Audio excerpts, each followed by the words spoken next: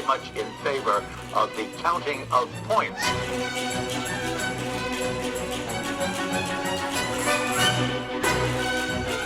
Does it work for you? No.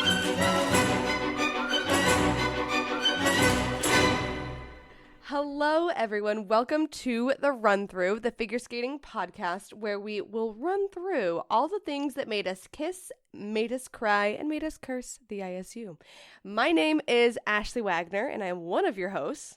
And I'm also one of your hosts, Adam Rippon. And also with us, as always, our not Olympic champion, incredible producer, Sarah Hughes, Emmy Award winner, two times over. Two times over. She's joining us, and she's also going to be here to check our facts because we do need fact checking. And she's also going to present us topics later for Fierce or Flutz. Sarah, welcome. Thank you. I wasn't sure when to interject. My intro goes so long these days. It's the longest one. I got recognized again, you guys. I have a new... we're going to make sure. We're going to make sure that by the end of this podcast, may she never die, you will be the most notable. Yes. Host No, of I the have show. a new coworker, and he started last week at the office, and I was being introduced to him, and my coworker said, Sarah works a lot on figure skating, but she's not the figure skater. You know, everybody makes that joke. Mm-hmm. And he goes, wait, you're on the podcast. And I was like, oh my God. I shriveled up into a corner. Wait, that's in that moment. so good. Oh, you'll be podcast Sarah. Wait. I feel like that's a podcast. great title. You're podcast Sarah. If you can't be Olympic champion, Sarah, you might as well Which be I can't. podcast Sarah. I feel pretty confident the other ship has That's sailed. why the both of us started up a podcast, because we couldn't be Olympic champions. So we're all here. Yeah. Yeah, if actually, you've all of us are in noticed, the same boat. We are in the same boat. I'm also not Olympic champion Adam Rippon. And with me And is I am not Olympic champion not Olympic champion Ashley Wagner. I know It feels good to be here. It feels right to be here. Wait, also, Ashley, so Sarah and I went to a wedding a few weeks ago, and first of all, we had the crazy experience of sitting on a plane for 3 hours just to get off after it didn't move at all. But there was somebody on the plane who was a skater, and they like waved, and I introduced myself, and I said, "This is my friend Sarah," and he was like, "Oh, you're not Sarah Hughes." No, he was like, oh, I know you. I know Sarah. That's right. Yeah.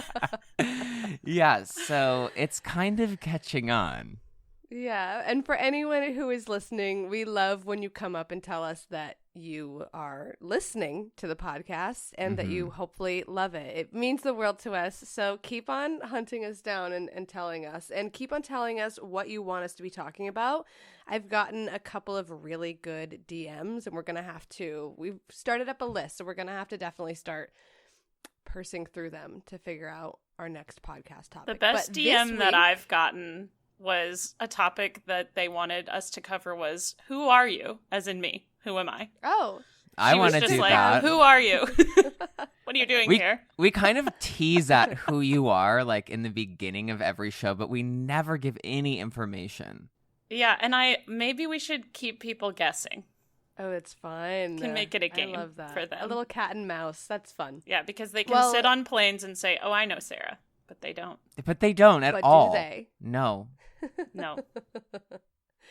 Okay, so now here's what you are actually here to listen to us talk about. Okay. The Grand Prix series. We are going to be breaking down Grand Prix assignments this episode. Before we get started on these Grand Prix assignments, also because, the Grand Prix assignments, they come out, so many things happen in the summer. Sometimes people pull out, they add people in, so it's half of them are unassigned currently. Right. So it's like, it's all up in the air. So it'll be fun to just kind of chat about it. But before we go into it, Ashley, I want to ask, do you remember your first Grand Prix assignment yourself?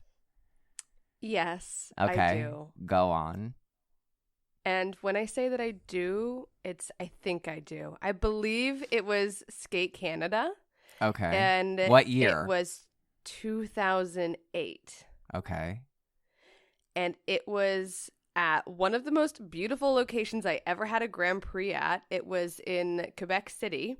Mm-hmm. And we would like go to the castle that's there all the time, which is the Fairmont.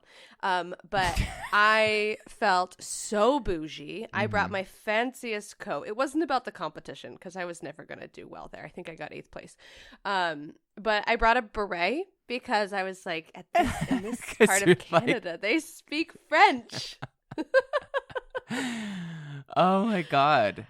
It was 2007. Oh, okay. It was 2007, 2008 season. Yes. Yes, that would. Okay. That's why I feel like in figure skating years, you just stop calling like from September to December, the year it's actually in, and you just refer to it by the second following half of year. the year. Yes. Yeah. What was yours? Okay, I remember mine. Mine was it was Skate America. I really want you to picture this. Close your eyes. Me, the year 2008. The skin orange, the hair straight, the costume bad.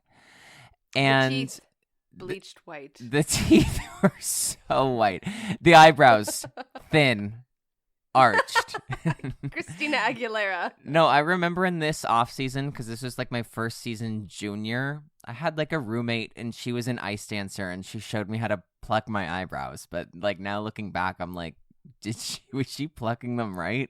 Because I don't think so, because I had very thin arched eyebrows into this Grand Prix, which is what I thought I needed. I thought I needed to be a little bit more aerodynamic, and I was right, but I was wrong to go about the route of changing eyebrow shape to do that. And I remember after months, almost years of lying that I could do a triple axel, I luckily landed one for the first time 2 weeks before this competition. After I remember being like at like Junior Worlds like this season prior, and being asked like, how's your triple axel going? And I was like, it's going well. I wanted to focus on like doing clean programs, which like that was true, but the only reason it wouldn't be clean is because I couldn't do a triple axel. So if I added one in, it was because I couldn't do one. So then I got one 2 weeks before the competition, which was fantastic. Which wasn't good was that when I did try it in the competition, it did kind of look like I got it 2 weeks before. So I did, we can say it together, fall on that triple axel. Which if you saw the entrance into it, it really looked like I was going to do it. Because I was pretty focused for the 35 seconds I was on my back right outside edge before stepping into it. So you could have felt the culmination of a lot of years of work coming together. And I remember that this specific Skate America was it was in Washington somewhere, but we stayed at this like beautiful like casino hotel. Oh, you're at one of the ones in Everett. Yes, it was in Everett. And I remember that like who else was on the men's team? Oh, it was me, Johnny Weir, and Evan Lysacek. The ghost of Christmas past, Christmas present, and Christmas future. The three of us right there. And I remember that they would play the competition in like the dining hall where all the athletes could eat. And I remember I was training with Valentina Marquet, who is one of my favorite people. Yeah. And she walked into the the dining hall when the competition was going on, and she saw what place I was in. And she just assumed that like that had to have been the skating order because I was probably like in last place or something. And she just thought that no, like that has to be the skating order because there's no way he did that bad. And I regret to inform you that it was it was not the skating order. It was the final placement of the short program. And that is my first Grand Prix. Do you know where you ended up overall? Did you redeem yourself in the free skate? I feel like I also got 8th in my first Grand Prix. Did I? Sarah's saying yes. You got 8th. A Ashley, top do you remember what finish. you got at your Skate Canada? I think I pulled up to 5th. You did. Wow. Hold up. I was always a Note the comeback language. kid. No, Hey, that's the language you listen. use when you're like not medal worthy at a Grand Prix yet, and you're just like, I pulled up. I medaled at my next Grand Prix. I got onto the podium. Did you medal at your first season in France? Yeah, I was You third. medaled at Yeah. France. Oh my god, I remember that. It was me, Kimmy Meisner, and I think like Mao Asada. And I Yes! was like, holy shit, that's Mao Asada. I shouldn't be standing up here. Oh my god. Yeah, wait, I'm remembering this podium vividly. I remember my next Grand Prix, I went, oh my god, I need an overhaul of my career. This is because I had one bad competition. So I let the spray tan run off. I didn't straighten my hair. Did you? I did. Oh, you went curly for this. Yes. You said triple axel needs curls. And I landed it in the short program. My next one was in Russia, and I landed my triple axel into a back lunge, which I was pretty good at doing at a competition for a few years there, to no extra points. But I only had one because obviously I thought I needed to add 2 into a free skate when I could only do 1 3 weeks earlier. That made sense.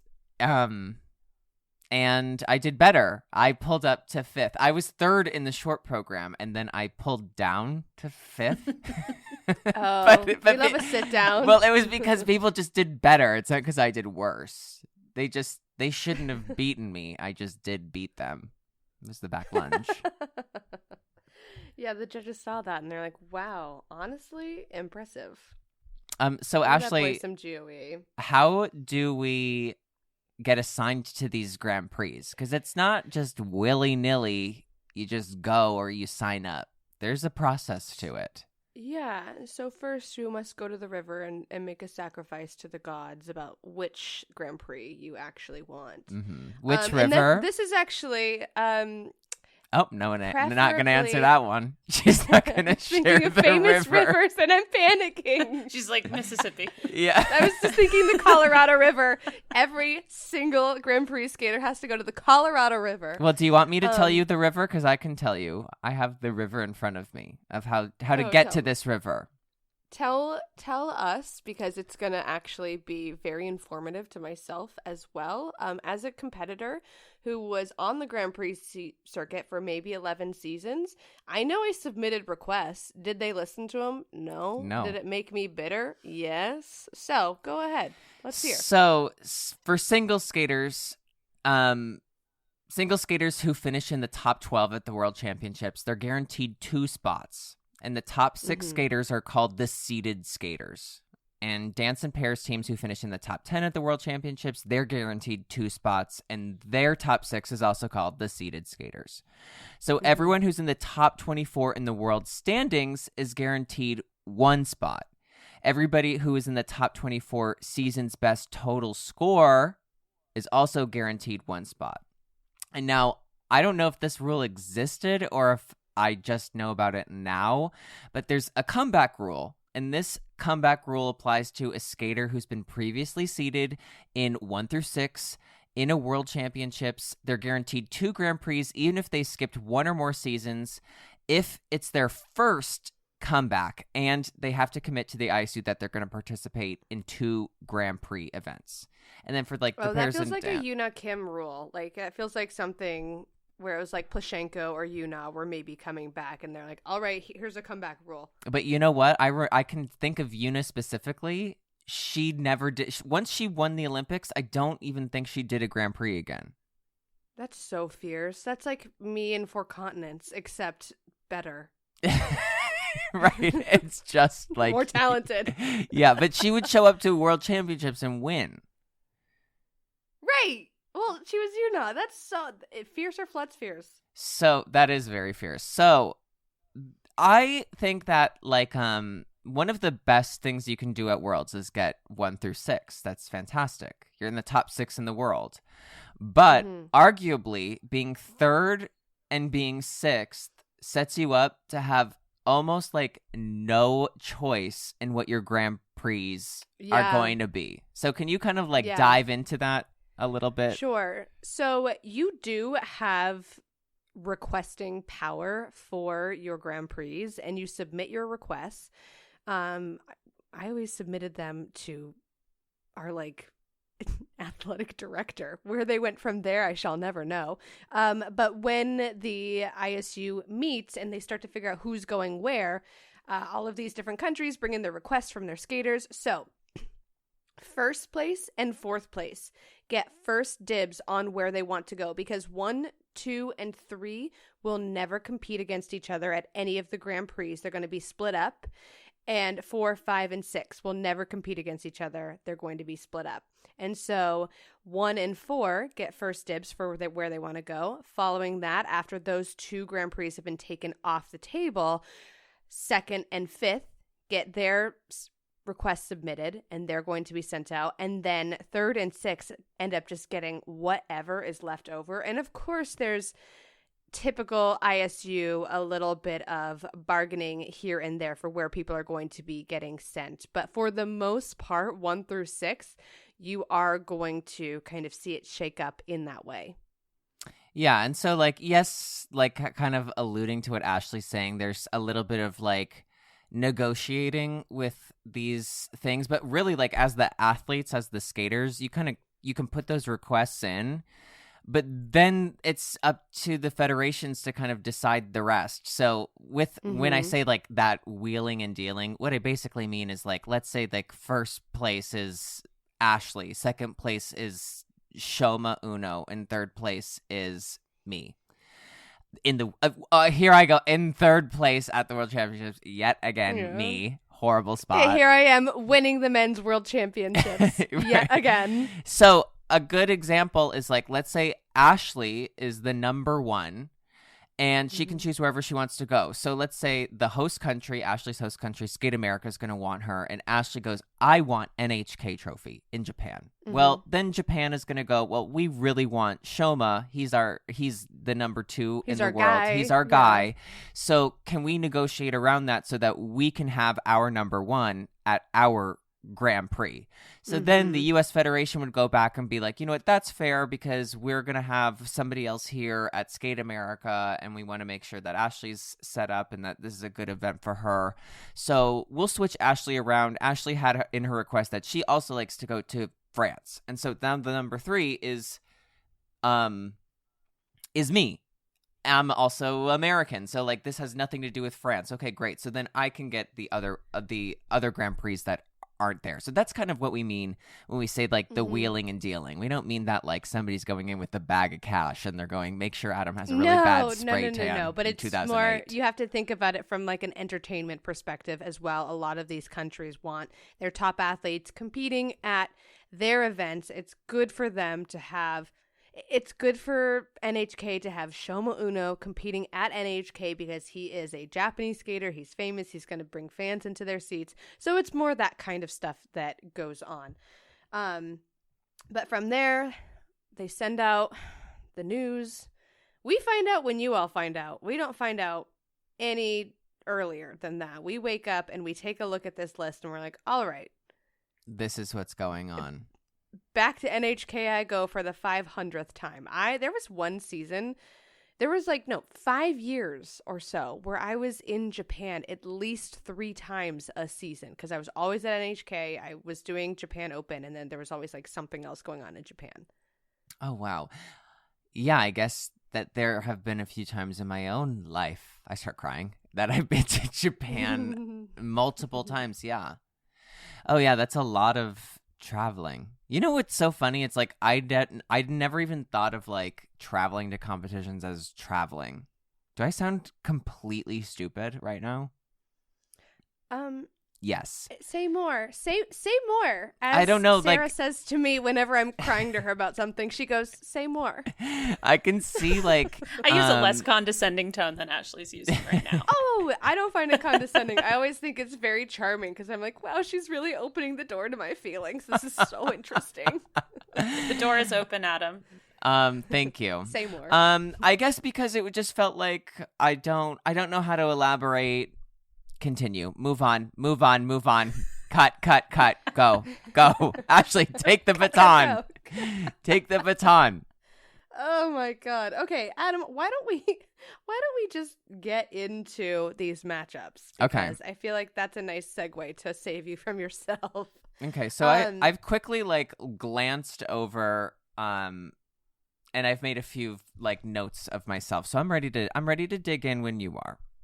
Yeah, same. I feel like this early in the summer, it is so hard to get emotionally attached to these Grand Prix assignments because, like I said earlier, first of all, half of the Grand Prix currently are just like TBD assignments. And so we really don't have a full picture just quite yet. But for the most part, it's going to stay somewhat similar to what we're seeing. Maybe we'll see some dropouts, but other than that, this is going to be it with a few more add-ons. Right. And also we need to wait until like how are people skating in the senior Bs, because then you have a gauge of like what to be excited for, who's in really great shape this year. So like this is just I'm not Nostradamus is what I'm just going to say. I'm not making any predictions. Sarah's going, maybe you are. Maybe I am. I'm just trying to follow your sentences. It's as is everybody else listening. Yeah. So with that being said, let's break down Skate America. okay. I feel like Skate America is going to be, well, I'm bringing this up because in your notes, the first thing you have written is Skate America. So obviously the women's event is going to be pretty interesting. I think we've got Isabeau, we've got Luna. Let me see who else. I think like Amber is gonna try to get in the mix here. This Amber, would be a great. And then we also have Young Yu, who wasn't really in the mix last season, but she's a very talented skater, and so I'm really curious to see what a season where things didn't really go her way has done for her, because she came onto the international scene touted as the next Yuna Kim, really. I mean, super young, super talented, triple axel, and then hasn't really delivered quite yet on the senior circuit in a way where I think a lot of people expected her to. And sometimes I feel like that can actually be really good for an athlete, just because it kind of wakes you up. Talent is something that I think all of us want, but sometimes talent can really hold people back because you rely on it, because it's always there. You've always just been the talented one. And then you get to this point where talent absolutely takes you far, but it only takes you so far. And then you have to start to learn how to work with the other very real things that come along with competing, like nerves, like just stress on your body from training, injury, things like that. So I feel like maybe these last couple of seasons have been a really great experience for her to learn, and I wouldn't count her out of this season just yet. I'm really curious to see how she's skating on this Grand Prix circuit.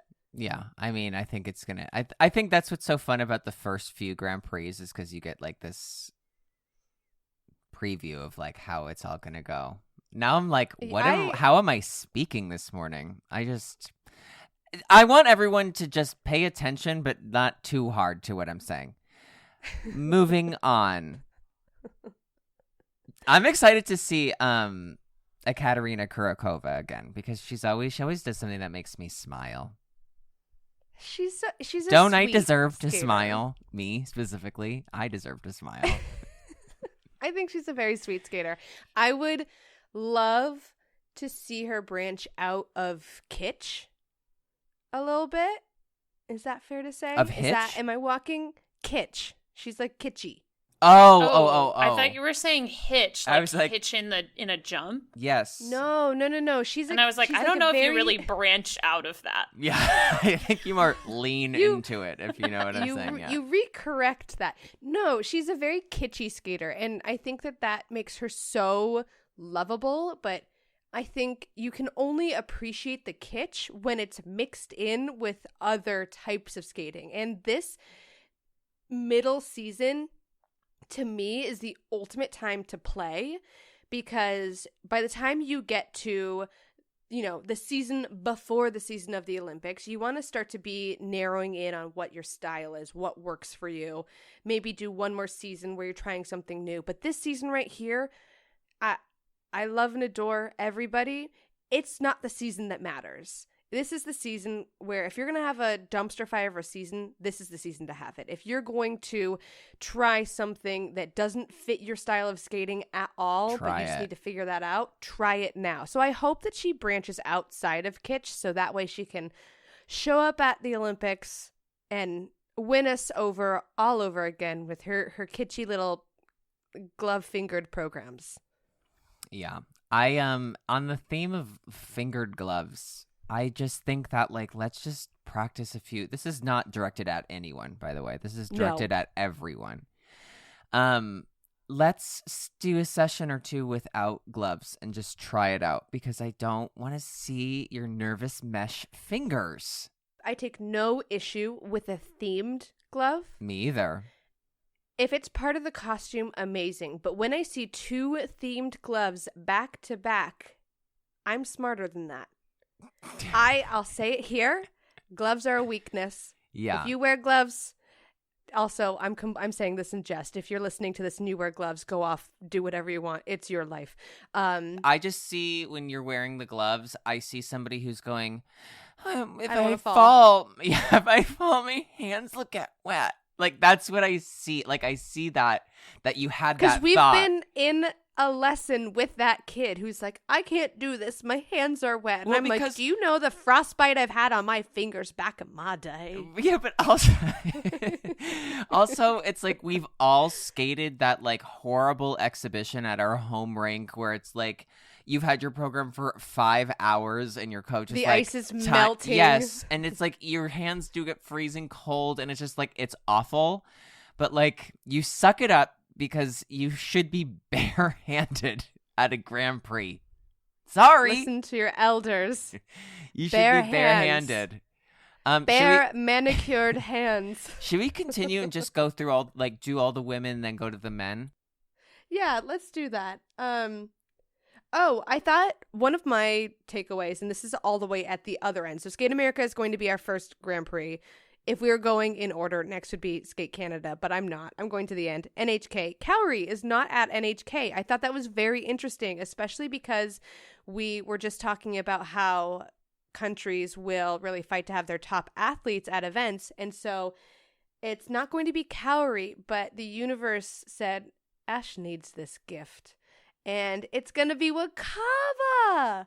I'm so happy. I love Wakaba. I love Wakaba. But I do think that that's super interesting that that she's not going to be there. But I think Wakaba is also she's a great choice. Good on that choice. NHK is actually going to be a really tough event for the women.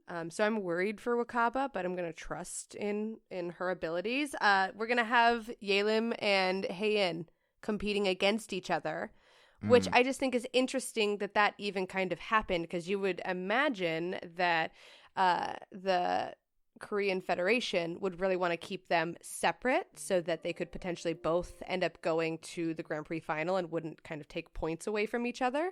But they will be going head-to-head against each other at NHK. So these two are just going back and forth, you know? It's like, who is the top skater? I have this is what I think that the Korean, whether they're doing this or not, but I do think that it's almost like, hey, like, you go and you beat Ye Lim. Go beat her over and over until she's like ready to fight. And I think that they're sending like Chae Young, their young skater who is at Worlds. I think they're sending her to kind of develop, because she was great at the World Championships. She was great at Four Continents.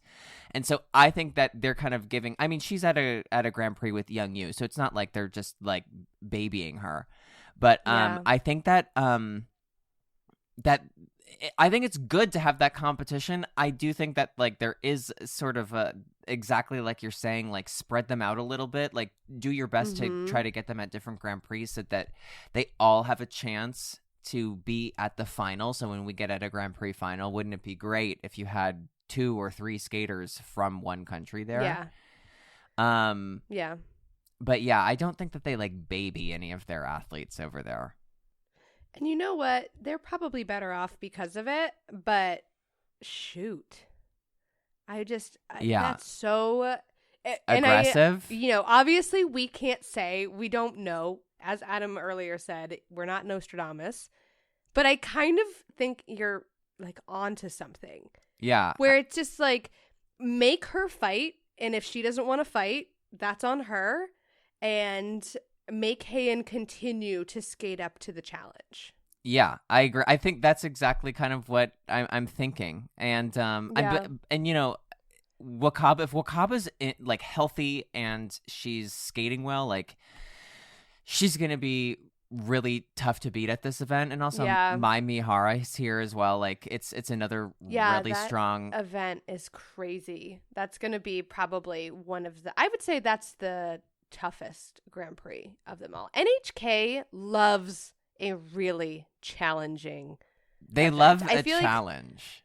They really do. I feel like Skate America, to whatever American athlete got Skate America, they always made sure it was like, our skater is guaranteed to get onto this podium. And then NHK is like, absolutely not. It's a fight to the death. Right. Our skater is guaranteed to maybe get injured before this training for this event.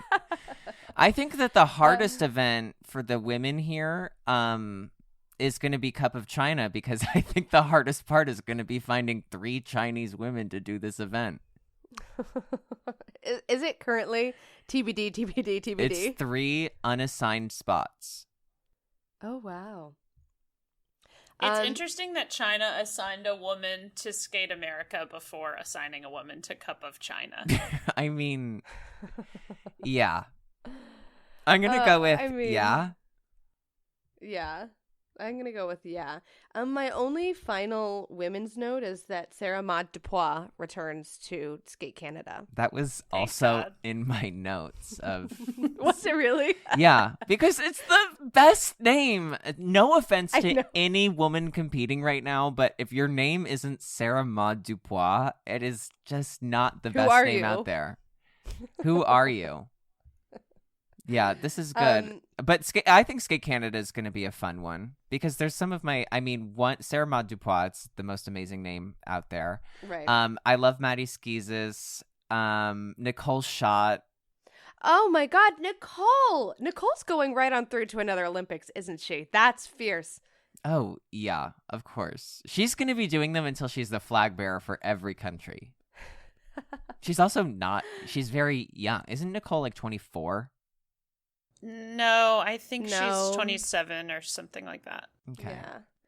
Yeah. Laura Naki. Yeah. Gutman. Unless I hope she ends on the ice again. Point. Yeah. Oh, Rika. We have Rika Kihara. Mm-hmm. A star back at Skate Canada after her silver medal last year. So it's going to be fun. There's a lot of good ones here. Yeah, and Cowrie. Yes.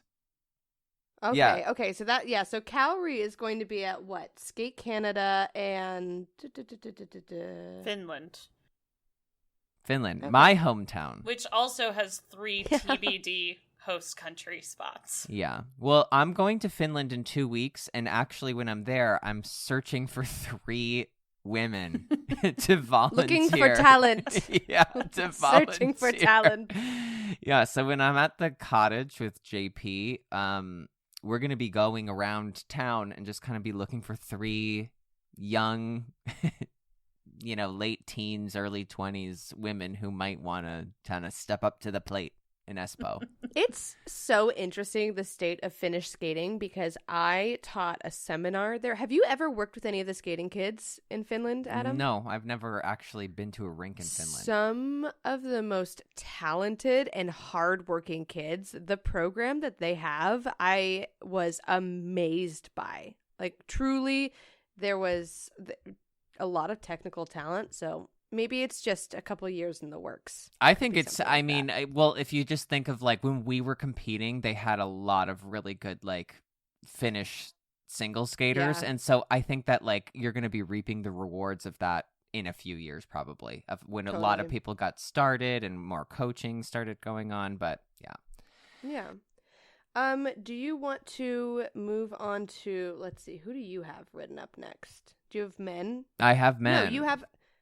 What? Yeah, okay, men. Nope, I saw Olivia Smart and her new partner. Well, men. yes, I'm excited to see Olivia Smart and her new partner. I think that that's going to be fun. Yeah.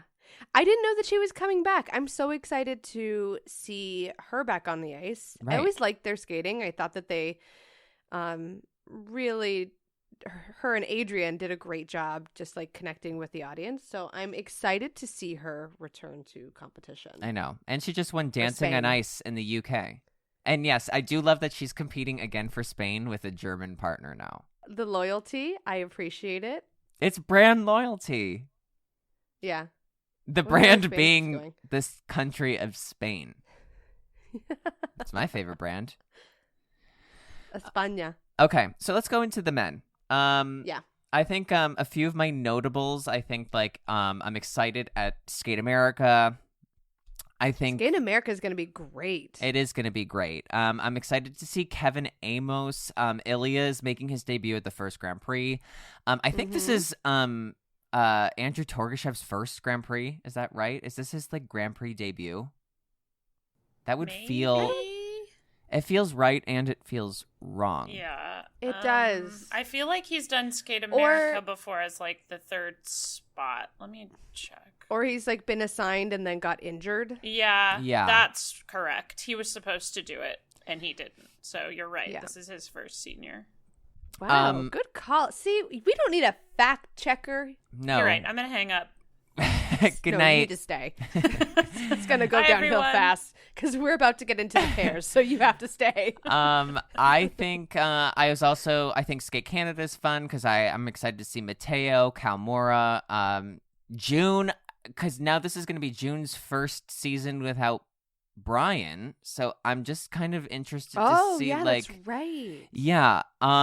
Speaking of gloves, Speaking of gloves, but I'll go on the record and say June's gloves are 90% of the time matching the color of the shirt, so it does feel like costume to me. it does. That falls under costume. We can really break that down in a future episode. Yeah. Stay tuned for that breakdown when we break down Junhua Cha's gloves choices. Oh yeah. France is also going to be a good one because I think this is like, by the time we get to France, it's, what is that, the third Grand Prix? Yes. So you're going to start to see everybody kind of make their debut. But I think my other notable in the men's is that Shoma doesn't compete in the Grand Prix until Cup of China. And then he has a week in between China before he goes to NHK. So he starts I wrote really that late. down. But I I think wrote it's that going to down, be and good that's for tight. him.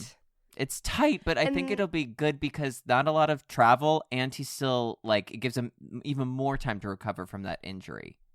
Yeah. And so that's also when athletes are thinking about what Grand Prix they want to be competing at, there's a lot of different things. It's not just like, oh, I really want to go to France. I want a Parisian vacation. I mean, that's No. how I did it. So you want to think about the schedule and where your training rink is and how far you're going to have to travel. So by the end of my career, I was really just asking for Skate America and Skate Canada because I didn't want to have to do a flight across to the other side of the world for one of the Asian competitions. And so then you end up kind of giving up time in between events potentially, just for the sake of not having to travel that much. So sometimes when you see athletes like what Shoma's doing here, where he is competing at Cup of China, and then he's got just a week in between and then NHK, you're staying close to home. It's a little bit easier on your body. Although, where is he training full time right now? He's usually in Switzerland Okay, so with Stefan. that logic doesn't entirely So I assume hold he's up, just but- going to go to Asia and then he'll go to Japan and train till NHK. Right. Mhm. And then, So- where's the Grand Prix final this year? Isn't it? Oh, it's in China, right? Didn't it get Oh, moved? is this the one that they moved from earlier when they didn't host it? Yes, I do think so. I assume they're just going to use the Olympic venue. Mhm. Like, it's Yeah. ready to go. It's not like they have a bunch of stuff to prepare. Yeah. Yeah. I'm actually surprised that they're not just hosting both Cup of China and the final in Beijing. Yeah, I agree. That's odd. Good for them, though. They've got options. Good for them. Have you ever I've only competed in China once, in Shanghai, for a Grand Prix and a Worlds in Shanghai. Have you competed at you have competed in Beijing before, correct? Yeah, I have. Oh my God, I forgot the last Olympics were just in Beijing. I was like, I've never been there. I was there with Mariah. Like, I just... Your ice side. And or when Sarah was like the Olympic venue, in my mind I went, yeah, the Bird's Nest, like from the gymnastics in 2008. I'm still stuck at my first Grand Prix year. Yeah. Mentally. Nope, you were there. I competed in Beijing twice. I think my second Grand Prix season I was in Beijing. Not my favorite event to go to. It's a tough one. It's more for me.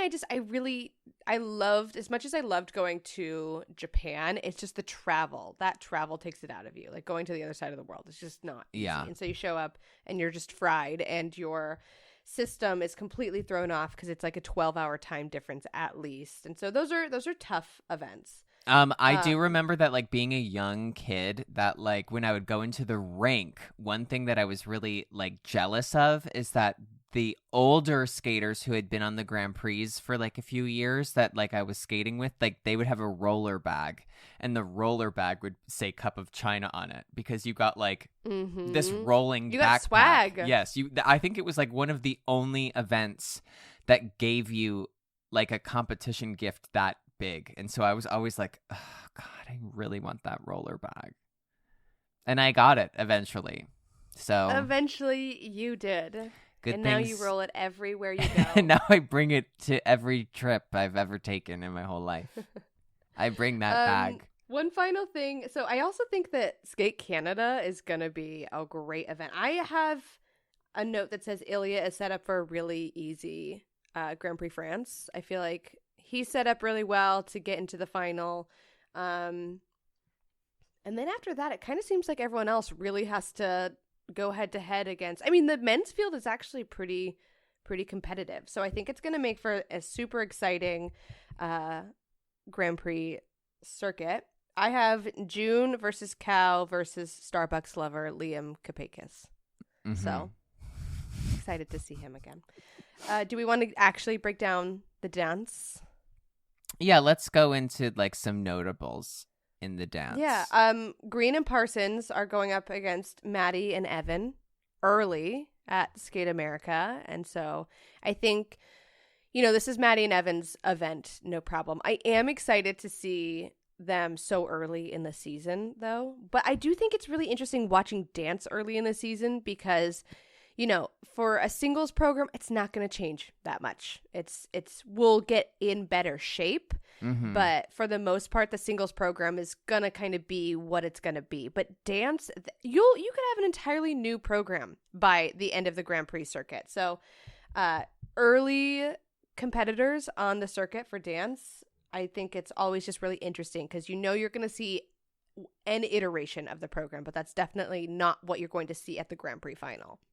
Yeah, and I think it's like fun just because you get a sneak preview. And I think it's to their advantage because they get to go out, they get to see how it's scored, and then they get to wait and see how the other programs are scored after that. So because that's what it's about for them. It's more what things are going to be leveled as, and they really have to get in front of a particular panel. You could, go to a random, you could go to Liberty in Aston, Pennsylvania and compete your program, but it's a completely different type of judging panel compared to a international Grand Prix panel that's going to be leveling your programs. So definitely a huge opportunity there.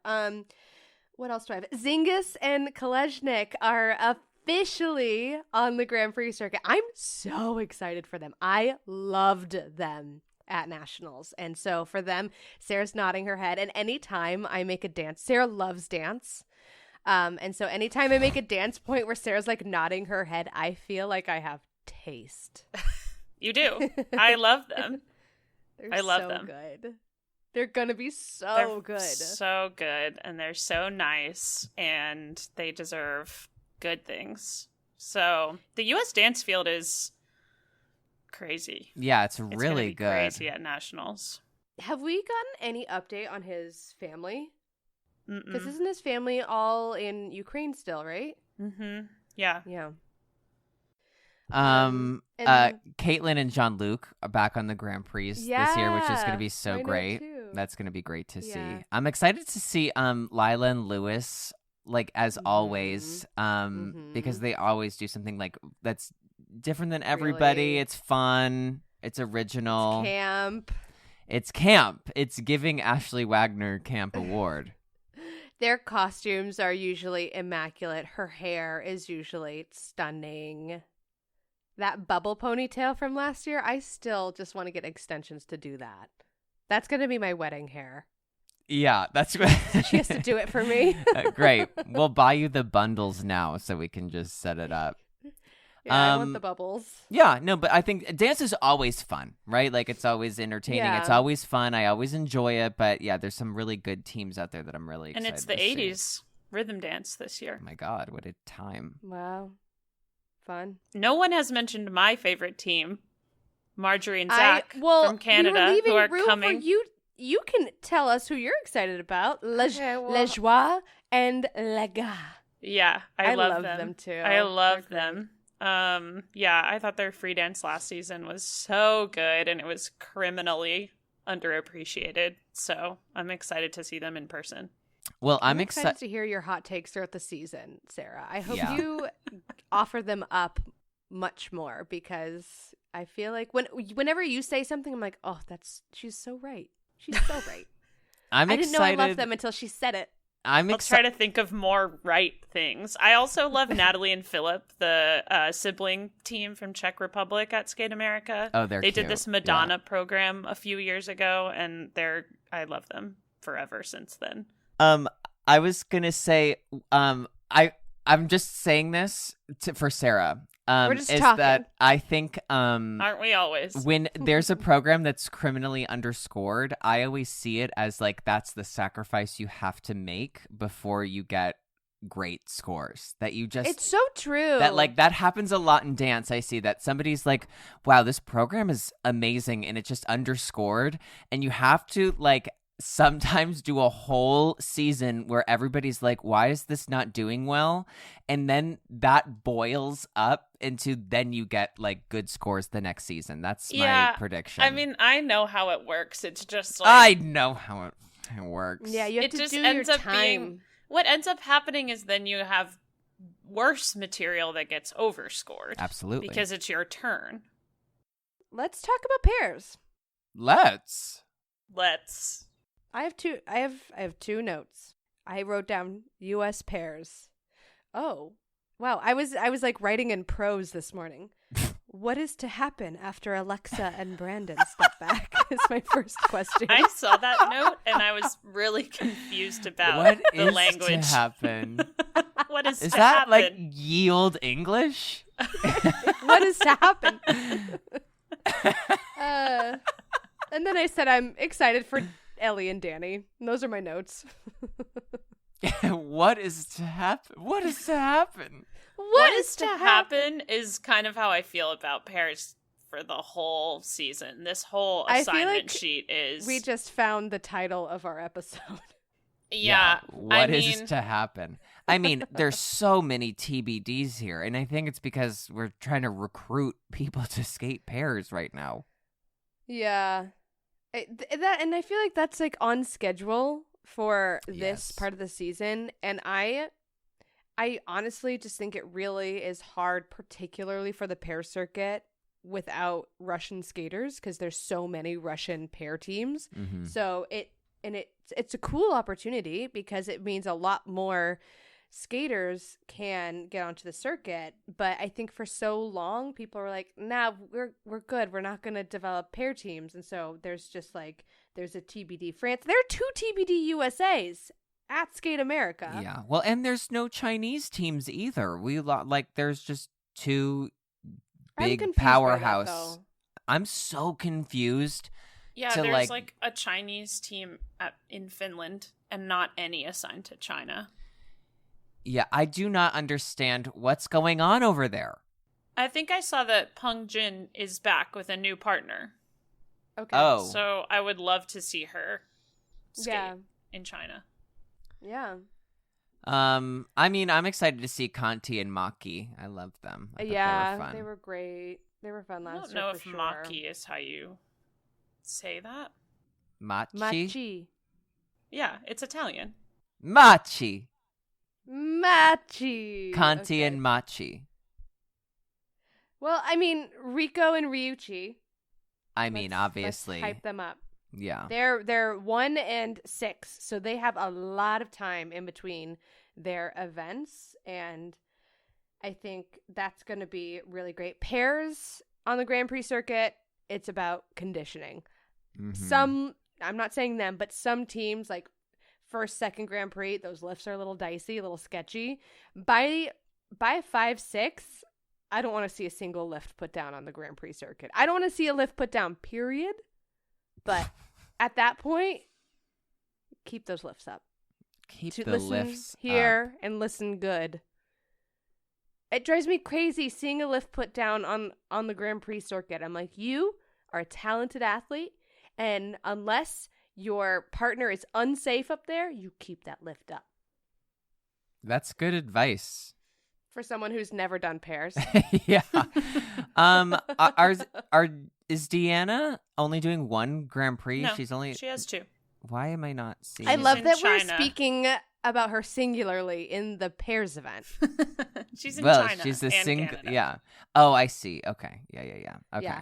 I thought the same thing, though, because I only saw her name once, and I'm like, oh, they're only doing one. Interesting. Well, and I'm just gonna say that the way that they have this document formatted, that it shows up 2 different ways.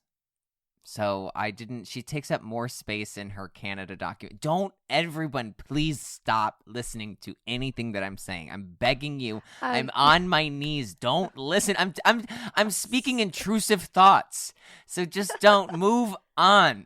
Let's continue talking. I'll move on. When did Minerva get a new partner? I liked them. Haza? Minerva, yeah. I don't know when she started with this one.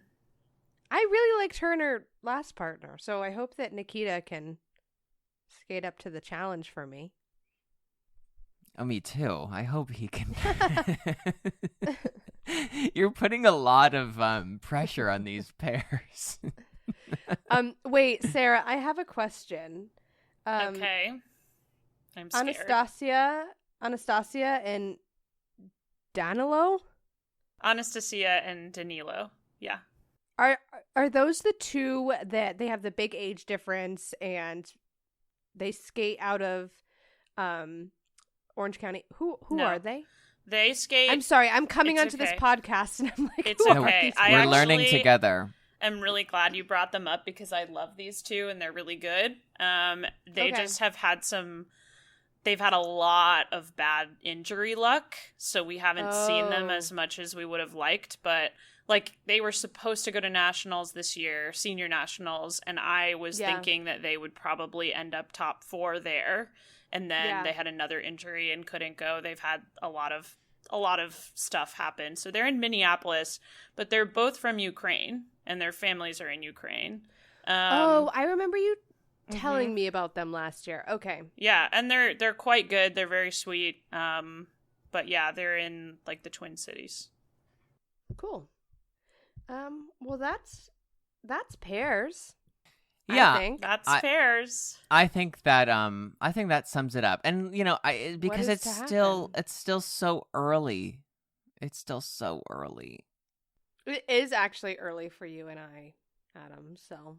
Oh we're yeah, recording I this mean, yeah. Quite early. It's like our time is early, but yeah, it's still so early in this season. So I think it's going to be fun because in the next few weeks, In the few now. months, we're going to find out more about programs, coaching More about changes. what is to happen. What is to happen? What is to happen? Apparently, the version of myself that wakes up at 6 a.m. to record this podcast is like a Shakespearean poetry writer. It's exciting. It's really I exciting. just open my eyes and speak in prose. All right, let's look at this sheet that we have written up. What do we talk about next? Well, I have a game. Oh, I have a You game. have a game. Yeah! Games. Because let it be known that we are recording this on America's birthday, the 4th of July. Yeah. And so I am titling this game Red, White, and Who. Yes! I'm going to absolutely fail this game. Okay. And it's Okay, a let's quiz about American skating primarily Oh. and the color blue. okay. It's only a few questions. This is so fun, Sarah. I love when you make up games for us. I love Red, White, and Who. Red, White, and Who might also be an episode title that I pitched. Red, White, and Who is going to the Chinese Grand Prix? Okay. So this one's not specifically about America, but it's tangential. Which Olympics this century have had a primarily blue setting for their figure skating venue? There's not Sochi. three of them. Sochi's one. Oh, this century. Sorry. This century. Sochi's one. Sorry. Beijing. 2. Winter. Yeah, that's when they have the figure skating venue. Salt Lake City. Salt Lake That- City is the 3rd one. Oh, Great wow. job. I'm going to Okay, add well. like a little sound effect for you Ding. guys getting that right. Exactly. Ring! Yeah. Okay. This one's easy, maybe. Name a U.S. women's Olympic champion who was wearing blue when she won. Tara Do you consider Lipinski. Sarah Hughes her? No. Do you consider That was just like Periwinkle. a periwinkle? Adam That's already periwinkle, but beat it has you. Shades of blue. Shades of blue, but no, it's not predominantly blue. Fine. It's Tara Lipinski. We accept Tara Lipinski as an answer. But that was her short program outfit. No. No, her short program was like that white Was lace white thing one? with, and she had a blue like corset.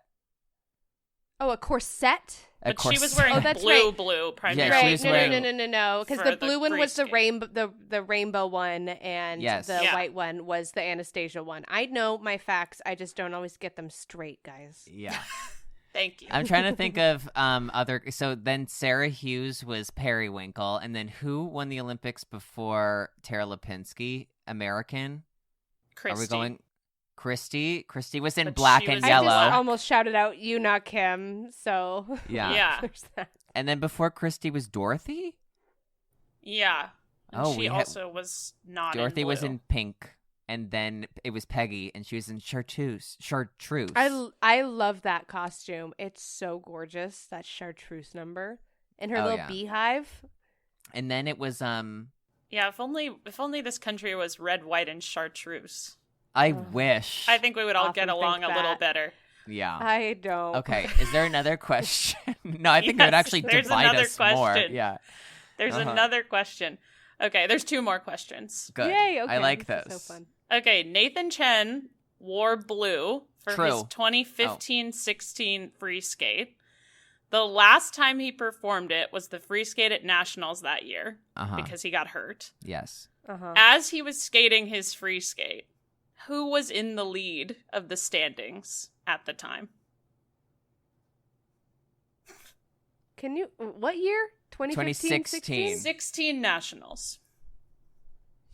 Who was in the lead during the free skate when Nathan You're skated? asking this because it's so random. You don't know.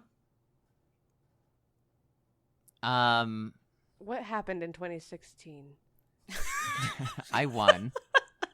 Wait, so then you should know this. I Yeah, d- you should know this. Max Aaron. Was it like Max Aaron? It was not Max. Okay. Was it I'm trying to Grant Hochstein. It was Grant. It was Grant. Of course. Always in the lead when you don't expect it. Oh, that was a tough one. Okay, and my last question is, which 2 Disney princesses were represented by American skaters in blue at consecutive Olympics. All right, so there's Brady, and she was skating to Cinderella with the dong and the. Okay, Brady, yes, Ashley. I agree. Who's the other one? At Olympics. And then it was Gracie, and Gracie was another Disney princess. I asked you to name the princesses. Oh Wait, my God. which one Was it was like Snow Brady? White? No, it wasn't Snow White. Brady was Cinderella. So was Wasn't Gracie- Gracie was Cinderella too. No. No, she was Sleeping no. I thought Beauty. she was Sleeping Beauty. Sleeping. I said it first. I just didn't say it with confidence. Okay. That's Wow. the end of the game. That's the end of Red, That White, was and Who. fun. That was really That was good. fun. Thank you. Good Thank job. you. I came up with that on the subway this morning on my way here. You're so Well, creative. Subway, well spent. Sarah, do we have a Fiercer Flutz this week? We do. We do. You've really done a lot. You've done a lot. And More we than thank us. you. We thank you Well, for it. Okay, here's my first. My first Fiercer Flutz is Sasha Trusova's new single. Mm-hmm. I think it's called, roughly translated to something like Angel's Wings or Two Wings or something like that, Yes. That's the full title. I Mhm. think. So This is for. I'm I gonna called just. you- This is fierce. I'm so sorry. Like this. This is so fierce to me. Did you watch the video? I watched the whole thing twice. I haven't seen it yet. I called You didn't Sarah. watch it yet? You sent it listen to to- us. I know. Did you? I didn't realize I was sending you guys a video link. I called Sarah, and that's why Sarah. This is gonna explain why Sarah sounds the way she does. I called Sarah, and I'm coming back from like a hair appointment, and I'm like, Sarah, do I need to listen to this video? And she goes, "You sent me the music video." And I'm like, I digress. Do I need to listen to it? And she's like, maybe not listen, but you should definitely watch the video. And I said, okay, I'll do that. And then I didn't. So I'm going to go with It's Fierce because I don't have a hit single. And who am I to judge? I think want to know how she got all those. See, you would know this, Ashley, if you had watched it. Like I suggested. She was on a swing set. You told me she was on a swing set. No, but I it did looks tell like you that, she's but being. what I was going to ask is, how did she get all the streets in Moscow to be empty? I think it looks like she's doing the music video in an abandoned arena parking lot. Like that's what it looks like. It looks like crypto.com on an off day in the parking garage. That's what it looks, because it's abandoned. It's like empty streets in one of the busiest cities in the world. Yeah. How long is her hair currently? Is it like knee length? Ankle. Yeah. Fire engine red. It's ankle length. Okay. It's like any length that you would call a skirt is the length. Calf length. But it was well blown out for this video. It was listen, blowing in the wind. When you have hair that long, just do something with it. Give it a style. Yeah, but I actually, Blow it and the song is, I'll say it, the song is kind of, it's, Catchy? yeah, if I knew the words, I'd be singing them. But yeah, but that there's a video, and there's just like there's one part in it where it like fades to a moment of her skating, but it has nothing to do with anything happening, and then it goes right back to her walking through this street. I really Nice. enjoyed it. And and the maybe I'll song, watch it's worth the watch. I liked it, for real. Fierce. I thought you hear the sound of a gun after you say that. Okay. And it's me sitting in this house. Our next. Just for context, I was born into a gun family. I am not a gun person. But I'm at my father's house and currently surrounded by heavy artillery. Thank you for the context. Oh my god.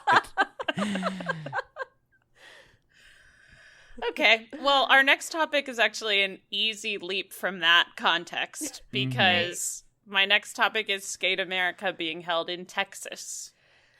Flutz.